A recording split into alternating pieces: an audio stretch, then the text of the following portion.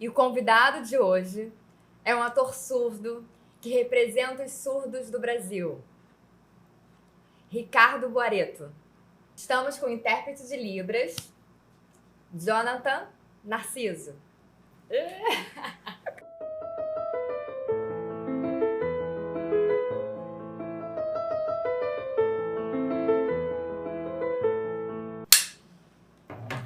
Seja bem-vindo ao Godot Podcast.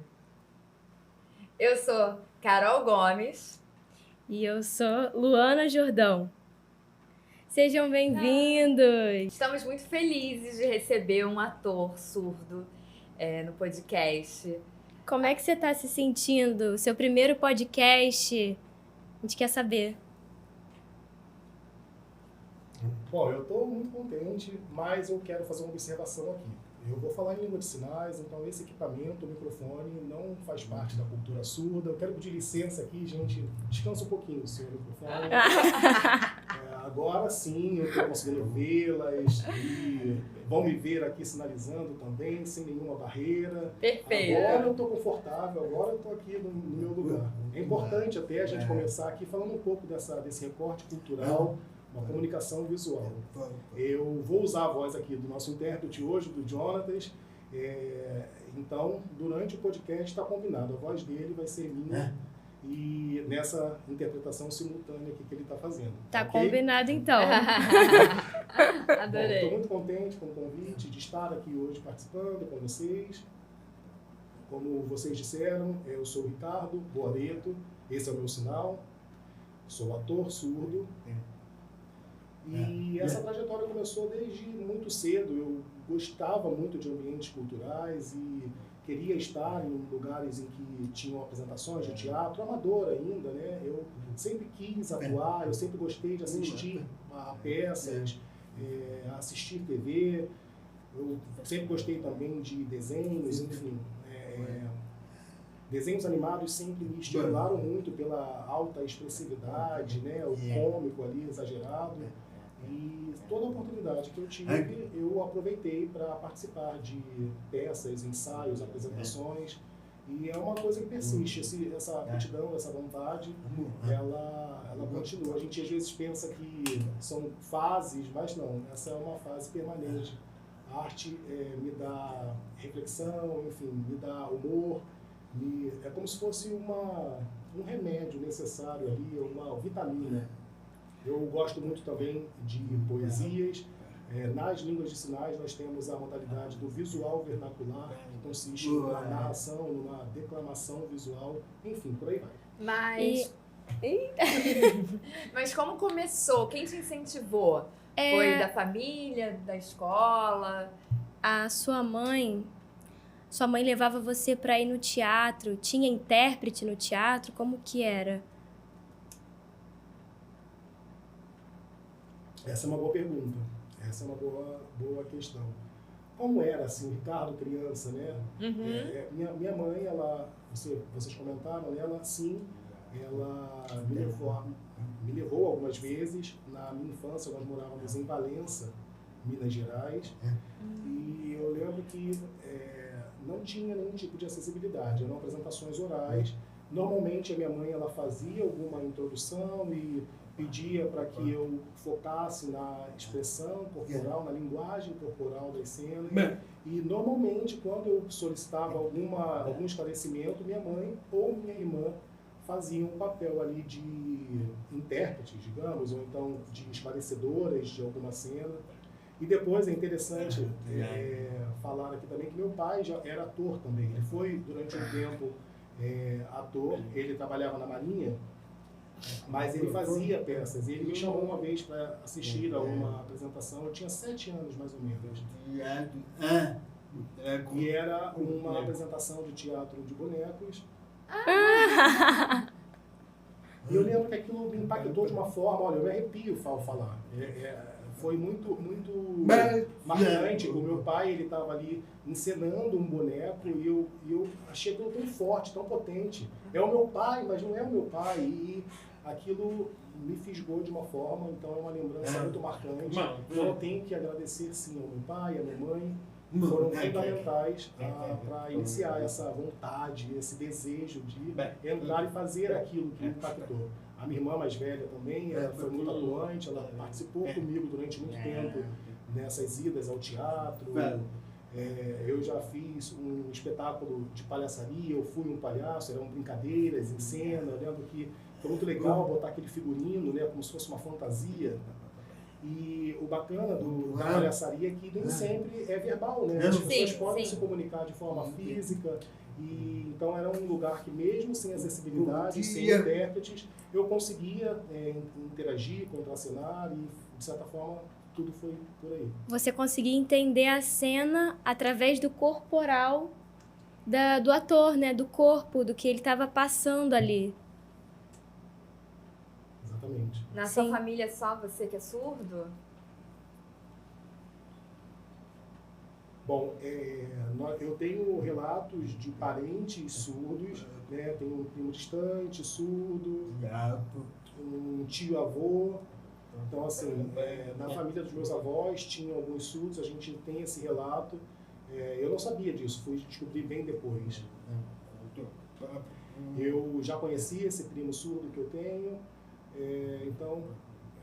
E engraçado é que a gente não se comunicava por libras, a gente se comunicava por uma linguagem oral. Eu achava que ele era ouvinte e ele achava que eu era ouvinte.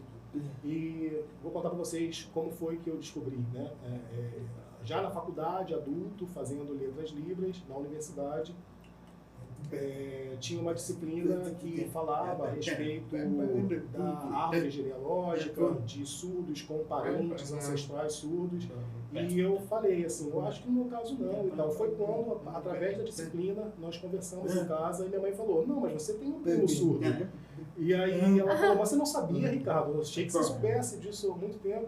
Enfim, aí eu percebi que era uma relação que nós tínhamos oralizando, e não era falado assim. Então a universidade trouxe essa informação familiar por conta... Enfim, foi o despertar para isso. Eu nunca tinha parado para pensar sobre. Eu não sabia, assim, eu nunca tinha parado para pensar, essa pessoa é surda, enfim. Era meu primo, fulano, era o Ricardo. É o Paulo, tá? É o Paulo. Nunca falaram, Paulo, seu primo surdo e tal, enfim. E na sua escola, na infância, era acessível? Tinha intérpretes? Como que era? Assim, por curiosidade, assim, saber... Era escola de surdos? Era uma escola especializada?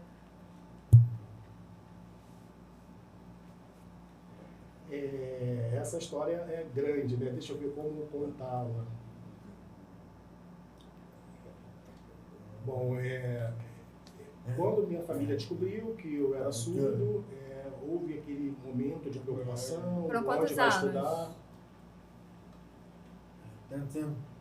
Foi assim que eu nasci, né? Eles já descobriram e começa assim os questionamentos são imediatos, né? Como vai ser essa criança? Vai estudar onde e tal. Por sorte, meu pai era uma pessoa que tinha algum acesso a informações, já conhecia alguns surdos sobre surdez, mas é sempre uma situação, né? Uma questão. Onde vai matricular, onde ele vai conversar, onde ele vai estudar, onde vai fazer algum acompanhamento. E nós fomos para Belo Horizonte a princípio, procuramos em algumas cidades do interior também, eles procuraram, né? E tiveram a ideia de estudar no INES. Meu pai ele trabalhava na Marinha e como um funcionário de uma instituição federal, automaticamente ele pensou no instituto, no INES, que é o centro de referência federal. E nós fomos até o INES, né? Eu lembro que para mim foi muito diferente ver um monte de surdos ali, sinalizando. Eu estudava lá, mas não ficava no fim de semana, não era em regime de internato, eu saía sexta-feira, né?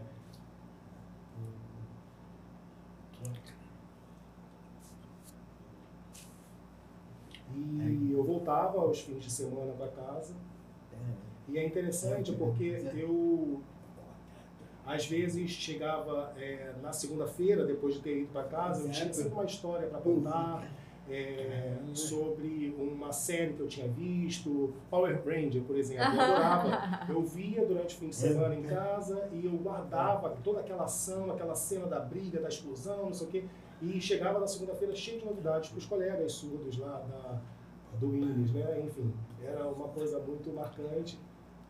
Eventualmente, um fim de semana ou outro, minha família não podia vir me buscar no Rio e eu ficava lá no INES no fim de semana, então virava minha casa, né, do fim de semana. Eu lembro que eu sempre tive meio que esse papel de ser o contador de histórias, assim. Hoje eu sei que isso se chama visual vernacular. Na época, inconscientemente, eu já construía essas narrativas ali visuais. Infelizmente, a gente sabe que acontecem alguns problemas, enfim, a gente teve que mudar de cidade, a gente foi para Valença.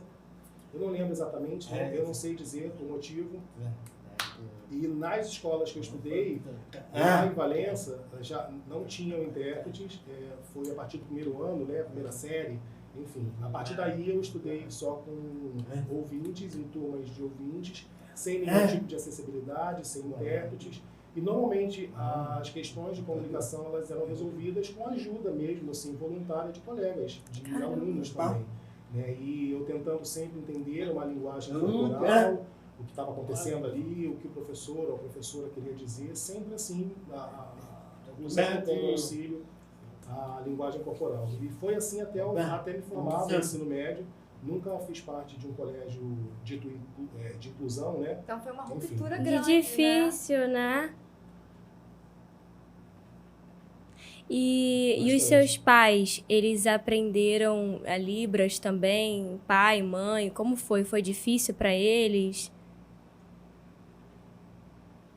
Para se comunicar com você? Bom, falando dos meus pais, eles fazem Libras, eles inclusive já sinalizavam comigo enquanto eu era bebê ainda. Meu pai me ensinou Libras, assim, eu posso dizer. Né? Eu aprendi com meu pai, sendo ouvinte. Normalmente pessoas surdas ensinam para ouvintes. Eu recebi língua de sinais dos meus pais, mesmo sendo ouvintes, a gente sempre conversou em língua de sinais e até hoje é assim. Falando de arte agora, na escola, foi a sua iniciação na arte? Através dessa contação de história que começou no INES, mas teve alguma aula de teatro na escola que você fez parte? Como foi?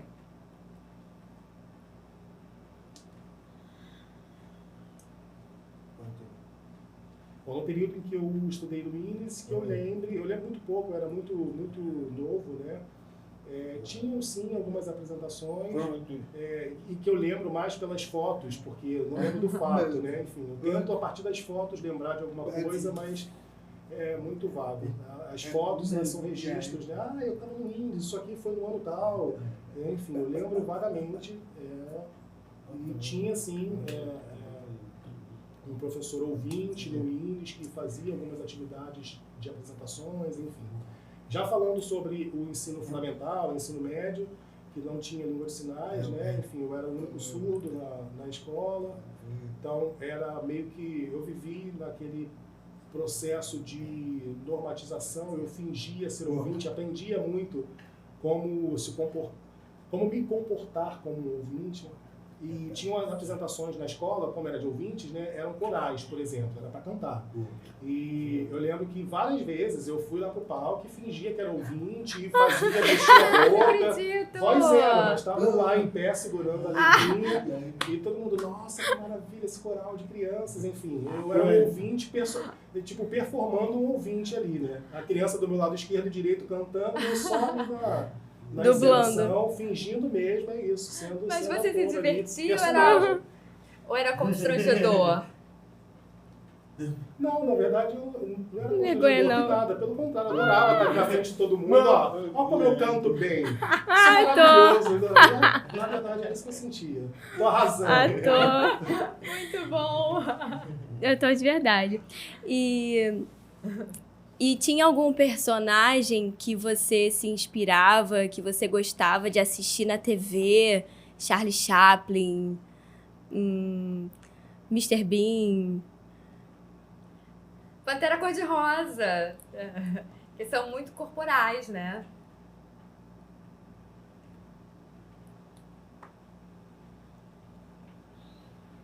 eu gostava muito do Chaplin, né? Obviamente, porque é claríssimo, né? Independente de não ter uma palavra. Então era o Chaplin com alguns atores também, às vezes ele interagia e era muito bacana ver que ele conseguia se comunicar independente de não ter palavra. Pica-pau, aí falando sobre animação. Adorava. Né? Eu amava, Pica-pau era maravilhoso, era muito claro, né? Dava para perceber as carinhas que ele fazia e vou aprontar aqui, era maravilhoso. Eu gostava muito de Tom e Jerry. Mas os grandes clássicos realmente não, assim, da nossa infância não tinha essa questão oral, né? Era o Pica-Pau, como você falou, Tom e Jerry, tinha Piu-Piu, Frajola. Piu-Piu, Frajola, verdade. Piu-Piu, Frajola, é verdade, também. Eu gostava muito também do Pernalonga, né? Papaléguas. O Papalégua. Maravilhoso, né? O Papaléguas ali fugindo sempre.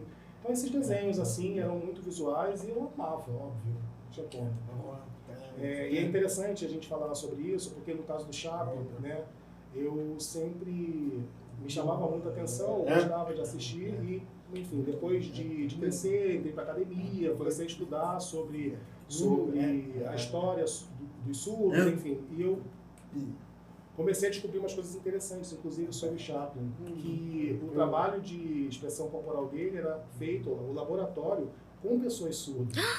Ele tinha essa proximidade com comunidades surdas e era inclusive uma pessoa da equipe dele que fazia a cenografia, né, o cenário, enfim, igual aqui esse cenário lindo que a gente tem, a árvore aqui. Tinha um profissional surdo da equipe de Chaplin que era responsável por essa cenografia, enfim. Inclusive, há registros de que em alguns filmes essa pessoa surda fazia parte. Um gordinho, loiro e tal, que inclusive tem um dos filmes que ele é um policial e tal, que chega e dá uma bronca e tudo mais. Essa pessoa é o tal amigo surdo, essa pessoa próxima, surda. Então, é muito bacana. Eu descobri isso impresso num jornal americano. E eu falei, nossa, tinha deaf people ali envolvida. Então, é interessante. Eu acredito, aí é uma suposição minha, que Chaplin sabia língua de sinais, né? Enfim, impressionante. Muito bacana, porque aí você vê a riqueza e é uma informação muito importante, porque aquilo que eu admirava tanto tinha mais a ver comigo do que eu imaginava, né? Então, assim, uma curiosidade que me espantou bastante, eu trago para vocês. Ai, obrigada. Amei. A expressão facial do surdo é muito importante para a comunicação, né? Eu tive um contato com uma comunidade surda quando eu era criança, através da minha tia, que tinha uma amiga que era surda, e eu lembro que eu ficava encantada, assim, de imaginar, assim, nossa, como é bonito ver eles se comunicando em festas. Aquilo eu ficava, assim, muito feliz de ver, assim, todos felizes, se comunicando, se expressando. É muito importante, assim, ver essa expressão. E a intensidade do que a gente fala tá na expressão facial também, né? Exatamente. As expressões, né, faciais, elas são fundamentais. Eu lembro que eu, criança ainda, observava adultos surdos, eu via aquelas expressões todas, e aí é natural, você entende a intenção, a intensidade, né? Eu não estou bem hoje, então eu não estou nada bem, né? Então, não estou bem, não estou nada bem, isso é marcado através da expressão. É uma estratégia comunicativa, como ouvintes fazem também na intenção da voz, né? Então, é muito mais confortável quando você utiliza a expressão facial como prosódia mesmo, né? Então, é isso. Como não é uma comunicação que utiliza a voz, ela em substituição tem rosto, tem expressão facial, tem expressão corporal. E é muito importante, inclusive, como estratégia para uma apresentação, enfim. Eu, por exemplo, costumo utilizar muito mais expressões faciais e essas estratégias com pessoas que sabem Libras. Se eu percebo uma pessoa que não sabe muito língua de sinais e tal, eu maneiro um pouco, tento, enfim, e por aí vai. Na rua, por exemplo, se eu preciso chamar alguém para pedir uma informação, preciso ir falar com um policial, eu vou numa farmácia e preciso falar, não vai adiantar eu ter expressões faciais, eu usar assim, esse parâmetro gramaticalmente. Eu tento fazer um gesto, eu falo, eu preciso ir ali na casa, onde... Enfim, é lindo, mas não é fácil de usar e fácil de compreender, né? Enfim, tem esse lado também. E você costuma usar os classificadores quando você vai contar alguma história no teatro, uma poesia?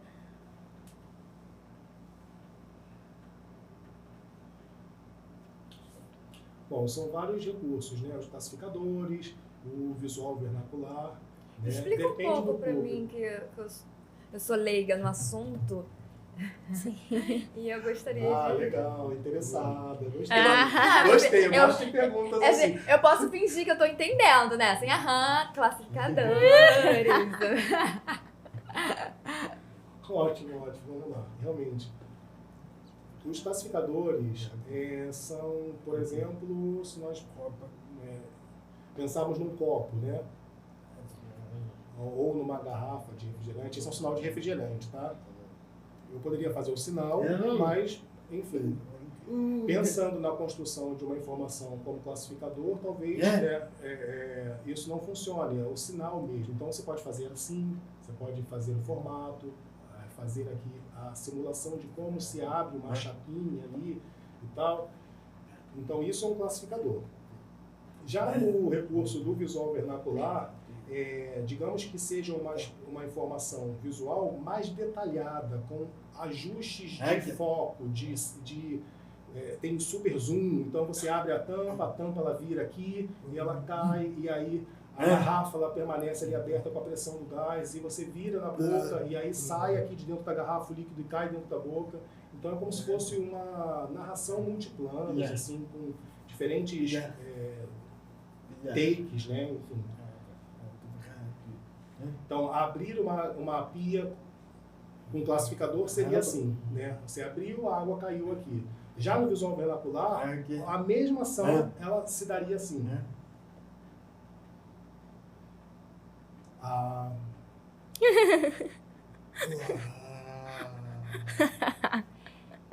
Cara, é tipo um teatro do absurdo. É, exatamente.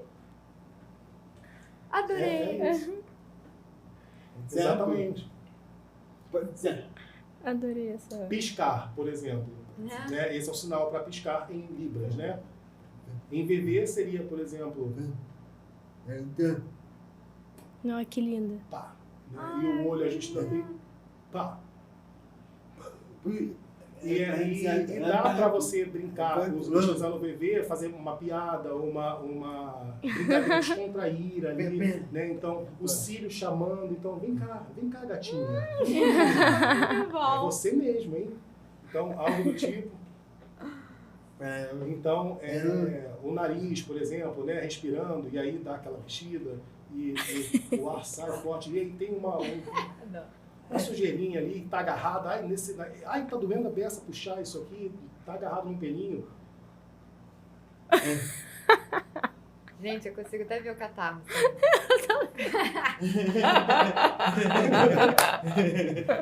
Muito bom. Isso, então é uma narrativa visual, assim, né, brincando bem com essa visualidade. E você, atualmente, você quer perguntar? Eu quero perguntar sobre a questão do grupo de teatro dele e os espetáculos que ele já fez. Se tem algum trabalho com crianças surdas, porque é um público que deve ser carente de espetáculos específicos para eles também.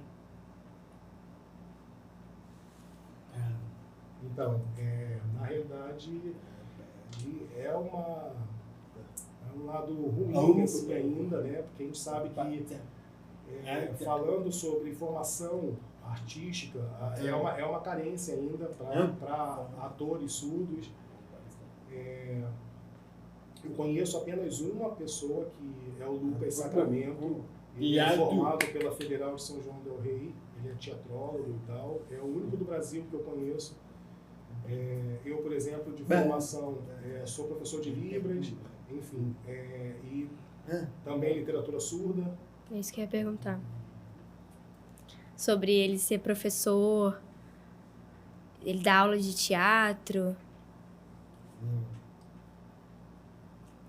Então, no caso falando sobre crianças surdas, eu costumo atuar como tradutor, digamos, enfim, faço trabalhos sobre literatura mesmo para crianças surdas, né? Nós normalmente lemos, temos acesso à obra em português, depois a gente trabalha aquela tradução, como seria aquela história contada em língua de sinais, enfim.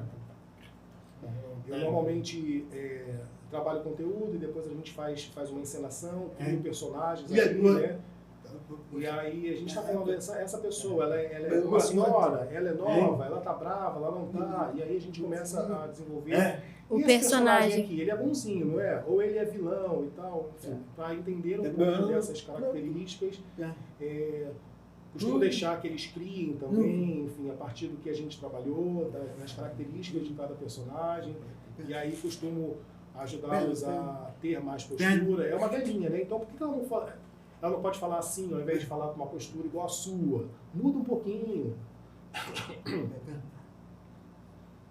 Então, comer, meio que fazer uma expressão diferente para o verbo comer, na fala. Nós temos, agora falando, eu estou lembrando de uma experiência com uma turma de 4º ano, nós fizemos uma montagem sobre a história de Rouet, que é muito importante para a comunidade surda. Vocês sabem? Não. Fala um pouquinho, eu ia te perguntar já já. Antecipei, desculpa. Não! Realmente, Rouet, Ernest Rouet, é uma grande referência para a comunidade surda. Ele era um professor francês, foi um professor francês surdo, que de Paris, né, um professor lá do Instituto de Surdos de Paris, e Pedro II o convidou para criar uma instituição de educação de surdos no Brasil, o INES, né, o Instituto Nacional de Educação de Surdos.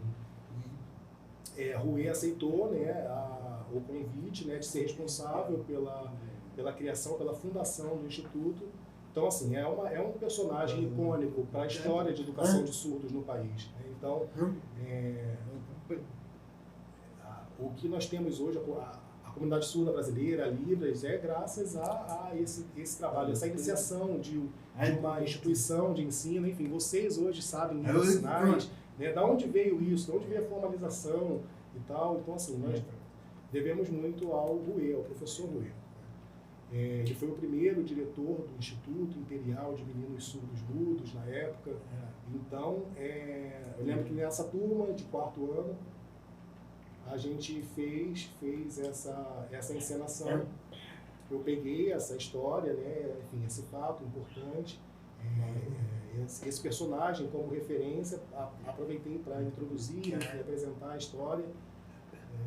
A gente fala, o INES ali, aquela instituição de surdos, mas é importante saber a trajetória, de onde veio, por que foi criada. É de 1856, né? Então, uma instituição centenária. Tem a ver com Dom Pedro? Também? Pedro II trouxe, ele que convidou, ele mandou uma carta para o Instituto Imperial de Surdos, lá de Paris, e Rouet aceitou esse convite. Ele tinha alguém surdo na família, Pedro II, será? Bom, isso não se sabe, há boatos de que Mamãe, tinha alguém. Sabe, Ele tinha uma motivação. Pode ser, a gente não sabe, quem sabe. Tem os boatos boatos aí de sobrinhos, enfim, não tem nenhum registro. A gente já procuraram bastante. Então, o Rouet, enfim, como ele chegou a Rouet, né? Enfim. Mas a verdade é que a gente sabe que existiam pessoas com deficiência nas famílias reais aí. Outros países têm esses relatos, têm esses registros. Pessoas surdas. Princesa. Eu acho que foi na Dinamarca, tinha uma princesa que era surda. Eu não lembro se era Dinamarca agora, mas que era conhecida, assim. Era uma pessoa surda, todos sabiam que ela era surda, mas ela não usava a língua de sinais dinamarquesa, né? Ela oralizava e tal, enfim. Então ela tinha passabilidade, vamos dizer. Eu não sei se tem a ver também com essa questão da época e da vergonha, do luto, por ser pessoa com deficiência, escondiam esses fatos, né? Mas, enfim, é importante, é um personagem, né? O Rui, e aí a gente na sala trabalhou isso e resolveu fazer. A gente criou personagens, né, na época, para retratar essa cena. E eu lembro que alguns alunos falavam, nossa, mas é muito difícil, professor, a gente não vai conseguir, porque a história é muito grande, vai ser complicado. Alguns professores, inclusive, colegas falavam isso, e eu dizia, não, gente, vamos tentar, a gente tem que ensaiar, vamos propor. E eu lembro que a gente fez o trabalho, ensaiou, e no dia da apresentação, estava tudo decorado, os alunos foram maravilhosos, eu não precisei ficar espelhando nada ali na frente, lembrando fala, lembrando o que tinha que fazer. Eles foram lá e arrebentaram. Começou a apresentação, eu fiz questão de chamar esses ouvintes, esses professores, essas pessoas que estavam meio desacreditadas. Eu falei, vamos ver, chegou o dia, vamos lá. E aí ficou todo mundo perplexo, né? As crianças choravam, elas ficavam bravas e tinham as cenas lá, enfim, alguns sinalizando como uma pessoa que é ignorante, né? Que não sabe das coisas, é um burrinho, e o outro vinha, enfim. Foi lindo, foi assim, um marco para mim. Eu lembro que eu fiquei muito orgulhoso dessa turma em especial. Foi um trabalho que eles entenderam o que era mesmo a criação do personagem e tal. Eu lembro que tinha uns que faziam personagens que eram animais e tal, enfim, pessoas com deficiência. E é legal, assim, fazê-los entender, assim, essa possibilidade artística, né? Isso me fez me sentir satisfeito por ser professor, por passar conhecimento. Hoje em dia você também trabalha levando os surdos em museus, né? Fazendo essa mediação, fazendo a mediação, né? Aqui no Rio de Janeiro. Conta um pouquinho pra gente como é esse trabalho, a importância disso.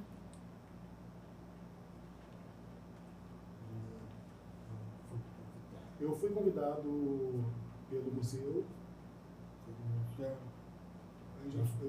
Já trabalhei no MAR, né, Museu de Arte do Rio, no CCBB também. Já tive um trabalho com os dois museus, algumas oficinas também no MAN, ali no Aterro do Flamengo, né? Já vi uma oficina lá. E eu recebi esse convite justamente para fazer a mediação, né, uma visita guiada, era uma exposição de artes plásticas, era aberto, era um evento aberto para adultos, crianças, surdos, ouvintes. E eu lembro que nesse público espontâneo, até uma atriz participou, vi ali no grupo, eu falei, essa aí eu conheço, tal. Eu lembro que eu me senti muito orgulhoso, né, porque a importância desse marco, uma pessoa que é midiática e tal, enfim, ter acesso, ver um surdo nesse papel de relevância dentro de uma instituição cultural, sem dúvida é potente, né? Ter uma pessoa assim midiática para repassar essa informação. Então, essa visita, essa atividade, ela acontecia da seguinte forma. Eu fui convidado para fazer a visitação utilizando para a comunicação o visual vernacular, justamente para não ficar apoiado numa linguagem verbal, em português ou em língua de sinais. E foi muito bacana, porque permitiu que público diverso estivesse ali participando, adultos, crianças, ouvintes, surdos. E nós íamos visitando os quadros, né, as telas, e eu fazia as apresentações e tal, foi muito bacana. Isso acontece com uma certa frequência, eu sou convidado. É uma coisa importante falar aqui também que alguns museus, algumas galerias têm o arte educador surdo. É bacana que tenham artistas convidados, como é o meu caso, mas que os museus, esses espaços, eles se organizem para terem no seu corpo de funcionários pessoas surdas. O MAN, por exemplo, aqui no Rio tem pessoas surdas. É o meu trabalho também conversar, estimular para que jovens surdos se interessem por esse mercado de trabalho, por essa oportunidade profissional, porque é isso, né? A gente precisa pensar que um trabalho bem feito é aquele que permite a continuidade. Né? Assim, um dia eu vou passar, né? A gente tem aqui a árvore, por exemplo. Uma árvore é o quê? Sem raízes. Né? As raízes, os frutos, eles permitem a continuidade. E juntos nós somos mais fortes. Assim, a gente tem que permitir a continuidade. Essa é uma preocupação minha. Então, é muito oportuna, né? Aqui a árvore, a imagem da árvore como força, continuidade, raízes. E eu torço para que sempre haja ali uma terra fértil e muita água fresquinha para que sempre brote mais cultura, mais espaço acessível. E vamos falar agora sobre a França? Sobre a viagem dele para a França. Como é o seu trabalho lá fora? Como que você é recebido? E juntando logo a pergunta, qual é essa diferença dos surdos fora do Brasil e no Brasil? O que você se choca mais com essa diferença? O Ricardo Boareto é um ator surdo brasileiro que sempre é chamado para ir na França, né, para representar os atores surdos brasileiros. Então, fale um pouquinho sobre isso. Exatamente. Bom, tudo começou, é importante situar, né, o início dessa trajetória. O ano era 2013, né, o Festival Conan Doyle, esse sinal. Ele acontece na França.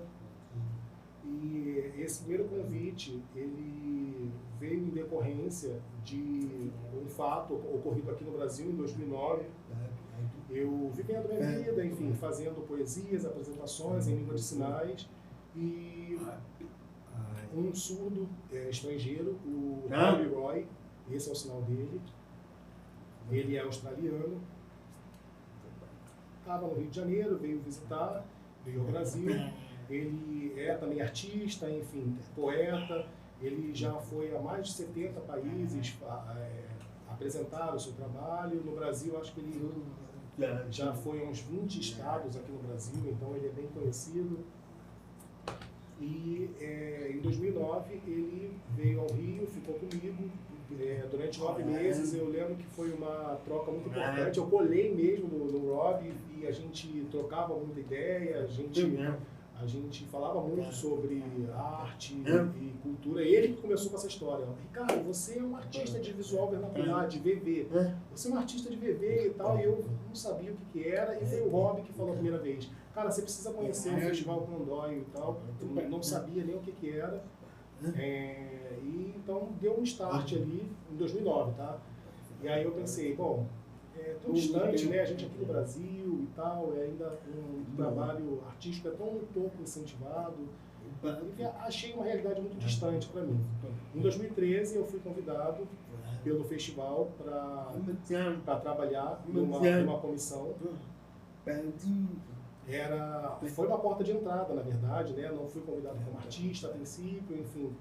E eu lembro que o convite veio a partir da minha experiência como coordenador de eventos, e artista também, enfim. E eu entendi a responsabilidade que seria ocupar um espaço de coordenação. E aí eu falei na época, na entrevista, que eu achava melhor participar de uma comissão, algo mais singelo, assim, mais para que eu tivesse uma perspectiva do que seria. E realmente foi chocante, porque é um evento, um mega evento. O schedule lá de apresentações é absurdo, assim, são vários stands. São artistas de vários países, Japão, Alemanha, Noruega, França, enfim, várias companhias, vários artistas solo, apresentações musicais também, tudo em língua de sinais, né? Enfim, é incrível, bandas de rock, de surdos, eu nunca tinha visto isso, né? Roqueiros, o cara lá na guitarra, no contrabaixo, na bateria, tudo surdo. E, então, assim, foi realmente assim, uma situação, meus olhos brilhavam. Assim, abriu a cabeça, né? Nossa, deve ter sido assim, nossa, como que o Brasil está atrasado ainda. Você se sente assim, ainda muito atrasado aqui no Brasil?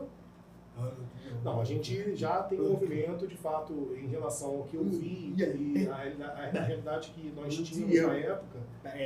O que acontece no Brasil, na verdade, é que as iniciativas existem, os talentos eles existem, mas eles não atingem, não são vistos pela grande maioria. Estão escondidos, entre aspas, nas associações, estão escondidos nos espaços específicos de surdos, apresentações no INES, por exemplo, nas associações. O que falta, de repente, é a popularização mesmo, assim, o acesso, né, para que a grande massa, a sociedade, conheça esses trabalhos, a sociedade ouvinte. O Festival Condóio chega a ter 20 mil pessoas, né? Isso em 2013. Hoje em dia chega a 40 mil pessoas participando do festival. Então, sem dúvida, estar nesse ambiente me proporcionou a possibilidade de fazer networking com o Davi Kaiser, que é o idealizador, o organizador do Festival Condóio, francês, sul-francês, através dessa aproximação de participar algumas vezes do festival, eu tive a oportunidade de conhecê-lo e de abrir portas, por exemplo, para que ele estivesse aqui no Brasil também, fazendo o trabalho dele, mostrando, criando sendo a ponte mesmo, para que essas pessoas que já fazem fora conheçam um pouco dos nossos artistas. Tive a oportunidade de apresentar vários artistas brasileiros a ele. Ele gostou tanto, ele já veio mais 4 vezes no Brasil, que ele falou, não, a gente precisa mostrar um pouco desse valor brasileiro. E em 2017, o Festival Condóio convidou o Brasil como país homenageado, né? Então tivemos uma companhia de teatro brasileira que foi apresentar. Teatro de rua.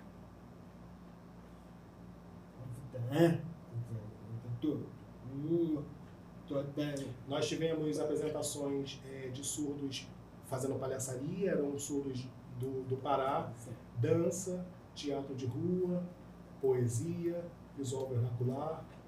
Então, todos os anos o festival tem um país homenageado. Em 2017, então, o Brasil foi. Então, assim, foi um marco muito importante para o Brasil. Tinham mais ou menos 22 artistas brasileiros nesse grupo, né, que foi criado de artistas para apresentações.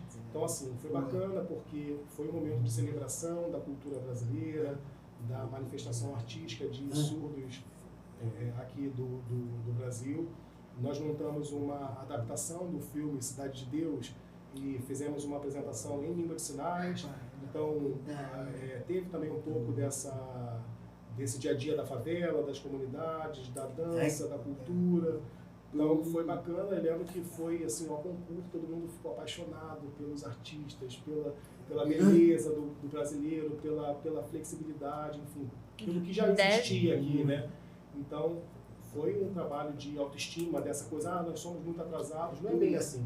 Enfim, a gente tem muita gente muito boa, muito artista plástico, muito pintor. Enfim, aí teve a edição de 2019, eu participei também, é um festival bienal. Eu trabalhei no Bar Brasil, enfim, a gente levou a caipirinha, né, enfim, que é uma bebida culturalmente brasileira e que faz sucesso. A fila do Bar Brasil é absurda. O Jonatas trabalhou também nesse ano no festival e ele sabe, ele estava lá. A gente é intérprete de Libras, ouvinte, mas que também tem atuação na área cultural, de acessibilidade, enfim, trabalha também na TV Brasil, no jornalismo, enfim. Então foi uma possibilidade dele ampliar também a participação em um grande festival e foi maravilhoso, realmente. Ele está dizendo, foi, né, Jonatas? Foi incrível, assim, ver essa trajetória desde o início, assim, e se concluir nessa apresentação deve ter sido realmente emocionante para você, né? Muito, é verdade, né? Foi sim. O Ricardo Pequeno jamais imaginaria chegar a isso, sabe? Se alguém falasse, ia falar, é impossível. Você na França, Brasil sendo homenageado, nós temos alguns surdos famosos aí da comunidade surda internacional e estar lá no festival e falar com a pessoa, abraçar a mão, a pessoa falar, pô, te conheço e tal, vi você apresentando tal coisa, que bacana. O Rob, como é que é o nome dele mesmo? Recentemente a gente teve um ator que ganhou o Oscar pelo filme Coda. Sim, né? sim. Eu esqueci o nome dele agora, é Thor. Eu não lembro o nome dele, mas eu fiquei apaixonada. Esse é o sinal dele. Você conheceu? Você conheceu? Então, eu tive com ele agora no festival esse ano, né? Então, assim, você vê uma pessoa na TV e tá ali no festival, você participando da comunidade surda internacional. Eu jamais imaginaria, né, pensar, ter acesso a essas pessoas, a estar onde as coisas acontecem, né? Então, lá a gente vê atores e músicos, então, assim, é uma sensação de felicidade mesmo, do pai, sabe? Falar, cara, realmente, isso é aqui que eu tinha que estar, sabe? De estar em casa, né? De artes. É isso, essa sensação de pertencimento, sabe? Uma família. E vocês criaram um grupo aqui no Brasil também, o SIAC. O que significa SIAC? SIACs. SIACs, isso. É Centro de Integração de Arte e Cultura Surda. De Artes e Cultura Surda. Então, o SIACs, né, ele trabalha, é uma instituição com diretoria voluntária, na qual eu sou presidente atualmente, e que foi criada com o objetivo de estimular. Não é muito de militância e nem de... mas é uma abordagem positiva, de incentivo e de oportunidades, estimula a criação de espaços culturais. Nós estamos aqui, por exemplo, fazendo isso hoje, não é mesmo? Divulgando um pouco da cultura surda, fazendo pontes com artistas, com espaços de visibilidade, promovendo eventos culturais, oficinas, cursos, também algumas parcerias para projetos. A gente tem algumas iniciativas sendo planejadas, justamente visando a criação desses espaços para crianças e jovens surdos possam ter ali alguma fonte de cultura e de respiro, e por que não, terceira idade também, surdos da terceira idade. Durante a pandemia, a gente estava organizando um evento, a gente organizou um evento para a terceira idade, né? Enfim, antes da pandemia. A gente estava organizando, a gente chegou a fazer um evento que era para que essas pessoas que às vezes ficam em casa, né, surdos mais idosos, pudessem se encontrar, dançar um pouco mesmo e, enfim, ver outros surdos também. Essa é a preocupação do SIACs. Tivemos um encontro também de crianças, para crianças surdas. E foi a oportunidade, a gente, nesse evento, teve a preocupação de trazer adultos, atores, adultos palhaços, adultos surdos, poetas, justamente para que essas crianças tivessem ali referência. Eu lembro que a idade, o público-alvo eram crianças de até 12 anos. Então, sem dúvida, é um incentivo, é um trabalho de fomentação da arte, né? Enfim, então, é importante que a gente tenha sempre esses espaços. É um prazer estar aqui hoje no podcast, também ampliando aqui esse networking. O Jonatas também faz parte, é da equipe de comunicação do SIACs, então cuida das redes sociais, enfim. E é importante ressaltar isso, que o trabalho é feito em parceria, surdos e ouvintes, entendendo que é assim que a gente cresce, é assim que a gente propõe movimento, a gente tem que unir, a gente tem que trabalhar, sempre pensando em como agregar mais para que o movimento aconteça. Lá no festival, por exemplo, no Candóio, a gente vê muitos ouvintes trabalhando, pessoas, ouvintes bilíngues, né, sinalizantes, e a gente nem sabe, na verdade, se são surdos ou ouvintes, porque todo mundo sinaliza, existe ali a interação, a integração. É um trabalho que me inspira muito. Pensar que a gente pode iniciar um caminho de trabalho conjunto em que um dia a língua não seja mais uma barreira e que todos trabalhem juntos, tenham ideias juntos e possam sinalizar, sim, e funciona tão bem, dá certo, a gente pode. Se existe em algum lugar, é possível, assim. Esse é o objetivo. Hoje eu estou no SIACS, ele existe já há 33 anos. Eu estou com esse bastão agora na mão, mas já passou por outros surdos, outras gestões. É isso. Eu quero poder participar de alguns eventos do SIAC também. SIACS. SIACS, esse é o sinal, SIACS. Porque eu cresci dentro de uma escola de surdos, né? A minha mãe foi professora de surdos. Então, eu sinto muita falta de ter esse contato com os surdos e me comunicar. Às vezes eu esqueço algumas palavras.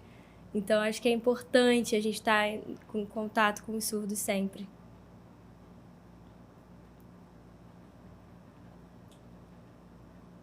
É legal você falar isso, né? Um pouco da sua história de ter crescido com os surdos, né? Então, agradecer também como é importante essa exposição de crianças ditas normais ao diverso, né? Enfim, parabéns para sua mãe que te levava e naturalizava isso.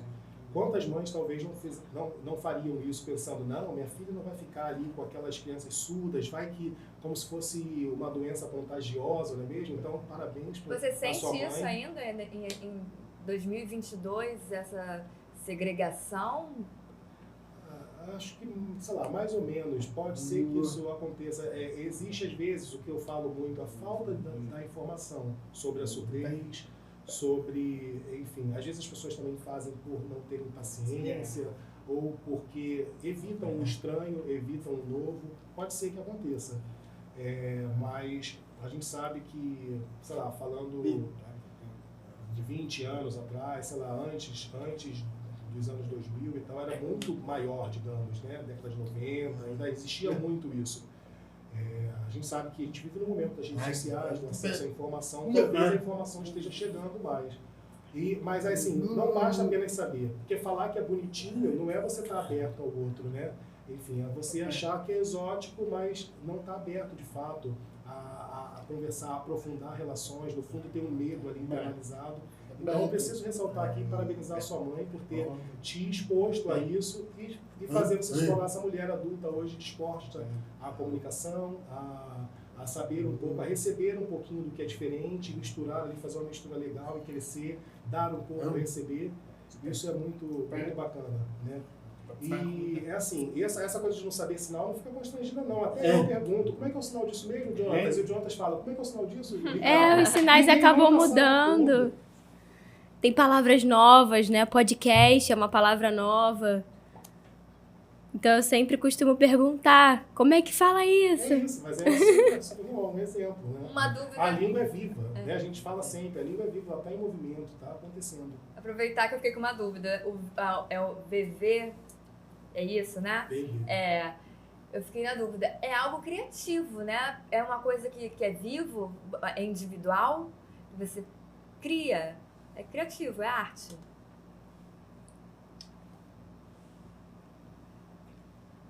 É interessante, é uma criação mesmo. O VV, por exemplo, é novo no Brasil. Assim, existem poucas pessoas que utilizam essa técnica. E realmente é bem profundo o processo, né? Existem duas ramificações, digamos, duas vertentes do VV. Basicamente, assim, falando em poucas palavras, né, existe o VV que é a arte, né, criação, é processo criativo, né, é como se fosse um artista plástico que pega uma tela em branco e cria ali ele põe para fora, né, olha, eu criei isso aqui, para mim dizia tal coisa, era o que eu estava sentindo, então existe isso sim no VV, mas existe também no VV a segunda vertente, que é como se fosse natureza morta, que existe uma matriz e você reproduz aquilo na tela, no caso das artes plásticas, né? E isso acontece também com o VV. Existe, por exemplo, o VV utilizado para uma tradução. Eu vou tentar dar um exemplo aqui, exemplificar de forma básica. Deixa eu pensar num exemplo de VV aplicado numa tradução. Tem um filme e eu quero contar um pouco sobre esse filme. Me digam se vocês conseguem perceber que filme é esse. Sem interpretação de Jonathan de Silêncio agora. Ah!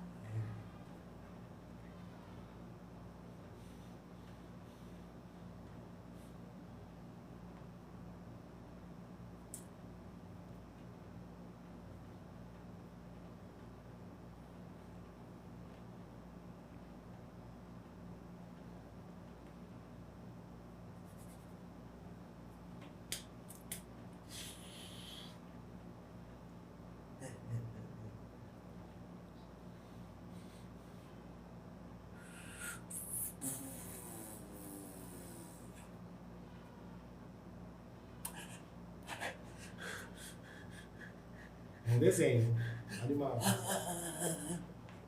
Tom e Jerry. E deu muito pra ver a cena. Deu pra ver tudo.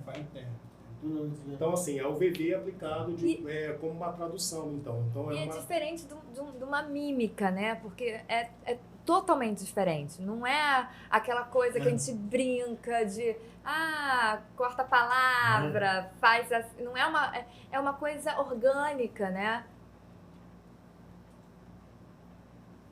É artístico. Lindo ver. Parabéns. Então, na verdade, é um processo utilizado como contação, como interpretação. Mas é isso que eu estava falando. Pode ser também um processo que é para contar uma história nova, inédita, enfim. Não é só copiando alguma coisa ou representando alguma cena. Então, pode ser um VV para retratar uma poesia que fala da natureza, que fala de algum movimento, de uma pessoa. Então existem muitas criações, sim. Respondendo a sua pergunta. E ele fez essa comparação, né? Usou como exemplo as artes plásticas, né?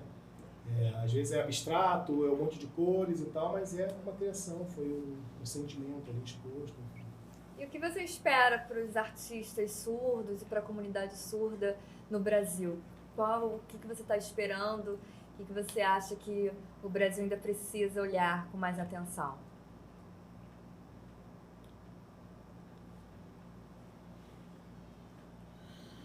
Eu espero, meu sonho é que, de verdade, assim, é que todo esse trabalho, toda essa trajetória possa brotar mesmo, sabe? Como se fosse uma semente e que esse pé ele alcance cada vez um patamar mais alto, seja visto por mais pessoas, que haja a valorização do artista, independente de ser surdo, ouvinte, enfim, da arte em si, tratados como profissionais.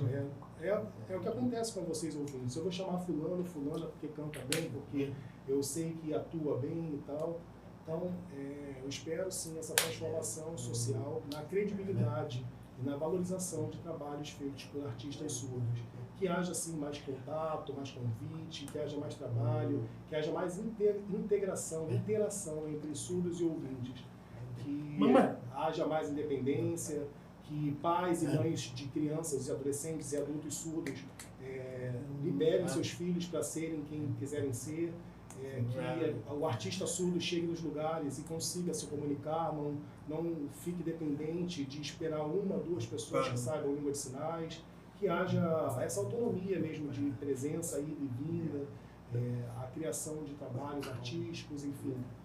O meu sonho é ter, por exemplo, um espaço de teatro surdo, desenvolvendo trabalhos que sejam trabalhos, independente de serem de pessoas surdas, as pessoas que trabalhem ali sejam artistas. É surdo, é ouvinte. Eu falei aqui do Chaplin, por exemplo, né? E poderia ser naturalmente uma pessoa surda. Ele teve contato com o surdo e trabalhou, enfim, que um dia as pessoas sejam vistas. É um ator, é uma atriz, e não é um surdo que faz.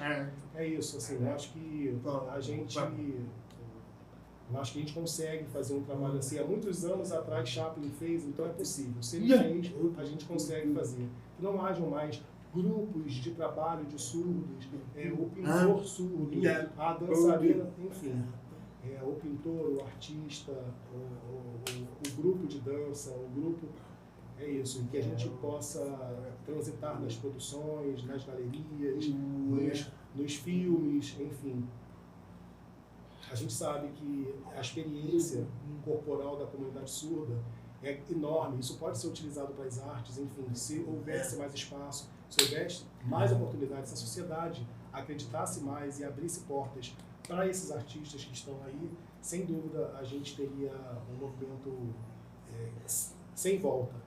E sem dúvida isso chegaria a crianças surdas tendo referências e enxergando como possibilidade, enxergando em si as suas vocações e tendo mais uma opção de caminho de vida, de caminho profissional, enfim, um mundo novo, né? Um mundo com possibilidades. Então, a criança é surda, então você vai ser professor, você vai ser instrutor. Não, você pode ser artista se você quiser, você pode ser, enfim, para que essas crianças tenham acesso a possibilidades. E por que não ter a arte como uma das opções? Eu acho que é muito importante ter esse contato para que o mundo se abra, enfim. A gente tem aí infinitas possibilidades. A gente precisa só da chavinha para abrir a porta e deixar que isso aconteça. Eu gosto muito do filme Avatar, né? Então, a gente... Eu também, acho lindo, lindo, lindo, lindo, lindo. Vocês sabiam vai ter o 2, vai ter o 2. Que na equipe de maquiagem tinham profissionais surdos? Não sabia. De caracterização, maquiagem, enfim. Então, é isso, que existe a possibilidade. E era um surdo negro. Então, assim, uma intersecção aí. A gente fez uma entrevista já no CIAX. A gente convidou esse surdo e muita gente não conhecia, né? Muita gente falava, Joey? Quem é Joey? A gente, quando divulgou a entrevista, eu mostrava a foto para as pessoas, dele lá no set, dele fazendo, as pessoas ficavam maravilhadas. Nossa, um surdo fez isso e tal. Então, assim, é um exemplo que muitas vezes, se ele fosse visto e reportado por ser surdo, talvez viria junto um estereótipo, um estigma de pessoa incapaz, de que não poderia estar nesse papel, enfim, nesse lugar. Depois eu mando para vocês, então, para que vocês conheçam ele também. Então é um exemplo que existam mais Joeys, que existam mais pessoas aqui no Brasil também, tendo oportunidades, sendo chamadas, não só surdos, assim, pessoas com deficiência, né? A pessoa com deficiência ela pode apresentar na feira que fala sobre deficiência e tal. Não, enfim, que sejamos todos iguais, seres humanos, uma grande família. O artista, né? Artista em cima... E ponto. Artista e ponto. E eu fiquei muito feliz, assim, não só com o aprendizado, que eu acho que isso pra mim ficou claro, foi intenso, foi uma coisa muito boa, tô muito feliz, mas principalmente eu te parabenizo e até, assim, em alguns momentos assim, me emocionei. Assim, é muito mais potente você como o artista, assim, essa sua fala final de surdo some. Perfeito. Isso. Menos rótulos, né? Menos rótulos. É isso. É o ator, é o Ricardo. Isso é muito legal. Nossa, muito obrigada pela sua presença, pela presença de vocês dois aqui. Foi lindo, foi incrível, eu tô muito feliz. Era uma vontade nossa, né, de receber um surdo aqui e artista também, para contar sobre a história dele, essa trajetória. Prazer te conhecer. Igualmente, um prazer conhecer vocês. Espero um dia poder trabalhar com você como atriz, como ator, e que a gente troque bastante juntos. Muito feliz. Tomara, perfeito. Vai acontecer, vai acontecer! É isso. É isso. Obrigada. Obrigada a você que assistiu até agora aqui a entrevista com o Ricardo Boareto e o Jonathan, que é o intérprete do Ricardo. E é isso, não deixe de se inscrever no canal, curtir o vídeo, compartilhar com os amigos. E é isso. Obrigada, gente. Obrigada. Esquecemos do brinde. Um presente pra vocês. Obrigado. Aqui, ó. Obrigado, gente. Temos um A brinde. gente aí esquecendo. Pode abrir, É só pode mostrar, abrir. né? Pode Pode, abrir. pode. Pode abrir.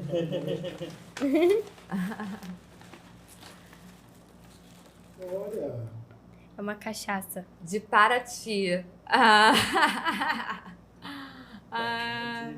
Paraty, que chique. Ah. Nossa, muito obrigado. Godô Podcast. Muito obrigado, gente. Por gentileza. Obrigada a vocês. Obrigada. Obrigada. Tchau, tchau. Eu adorei.